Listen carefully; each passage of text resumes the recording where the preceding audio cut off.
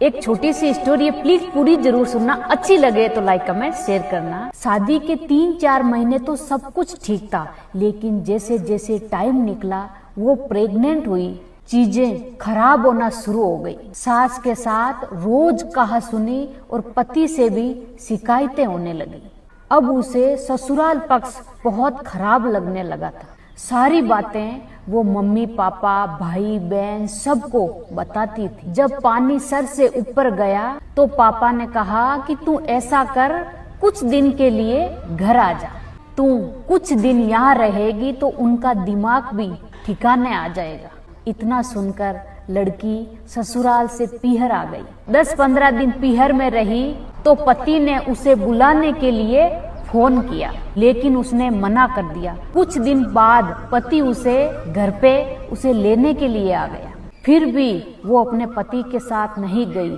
अपने पति की बेइज्जती करके उसे वहां से भगा दिया। धीरे धीरे उसके कुछ रिश्तेदारों ने, दोस्तों ने उसका ब्रेन वॉश किया।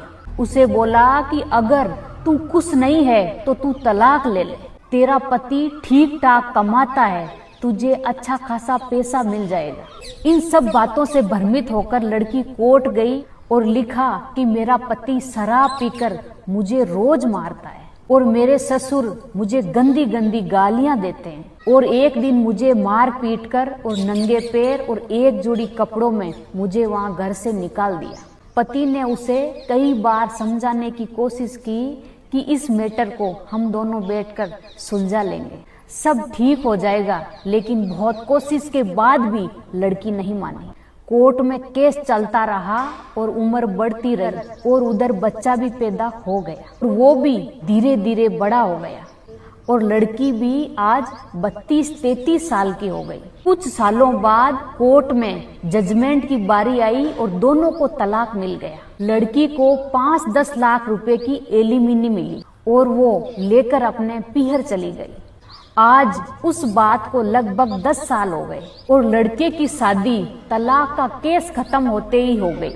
उसके 2 बच्चे भी हो गए, लेकिन लड़की का बच्चा काफी बड़ा हो गया। जो एलिमिनी 5-10 लाख रुपए मिले थे वो भी 1-2 साल में खर्च हो गए। जो उसके दोस्त रिश्तेदार उसे तलाक के लिए कहते थे वो भी अब तानों में बदल गए। सब दोस्तों की शादी हो गई और सब इधर उधर सेट हो गए।